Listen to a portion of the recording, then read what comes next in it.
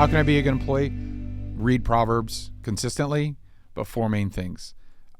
There's a great word that we don't use anymore that we really need to. Number 1 is diligent. Work hard at your job and get better at your job. Okay? So if you want to be a good employee, you want to provide value, be diligent. Work hard and get better. Okay? Secondly, integrity. Be honest about your job. Be a person and be honest at work. Yeah, that's what I'm saying. Yeah, well, be honest. That's what I meant to say. But yeah, be honest at work. Live a life of integrity. So we have diligence, we have integrity, and we have humility, which is serve others at your work. Use your work to serve others and serve the people at your work. Don't make your work about yourself, unless you're the host of something, which is... But even then, I mean, like... Yeah. But, you know, it'd be amazing, honestly, Brian, that if people took this, like how much it would turn things on their head. Because when you meet the people who actually do it the way that you're talking about being better at your job, it makes a massive difference. Yeah. Like, especially in today's modern corporate culture, like everybody's about like, how do I get my promotion? It's all about self-promotion and stuff like that. But sometimes some of the best leaders, are the ones who actually make it not about them. It's so funny too, because, you know, you get these things like on Apple News or whatever, and these BuzzFeed articles or these, you know, whatever. It's like, how can I get a promotion? None of them ever say, be good at your job. Yeah, I know. They're usually like just be self-promote. Self-promote. Make sure you're out there. So diligence, integrity. So just read Proverbs, diligence, integrity, humility. And then finally is competence.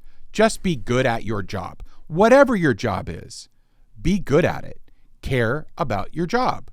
Like, just be good at it. Yep. And then with diligence, you can actually get better at it. And I think if you do that, you can have at least the sense that you're doing your job with dignity, you're doing your job with meaning, you're doing your job with purpose. And if your employer either refuses to recognize that or takes advantage of it, that's on them, not on you. And so they'll have to deal with that, like from a God point of view. And remember, they're not the one providing for you. God is the one providing for you, using your employer to do it.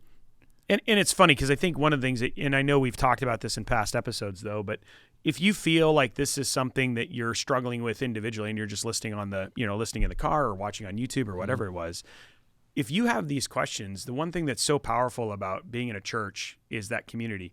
Find that person you can talk to about these things, because a lot of times God will use them to help you see, it's so much of this stuff. A lot of times, like you try to, and I've even heard you say, it's like I feel like God is telling me to do this X, Y, but God has put other people in your life to have these conversations. Yeah. So about your job, and we've touched on a lot of things throughout this episode that are always things that if you feel like you're wrestling, find that confidant, find that, whether that's your That's why spouse. the community part of it is so important. It really is. So.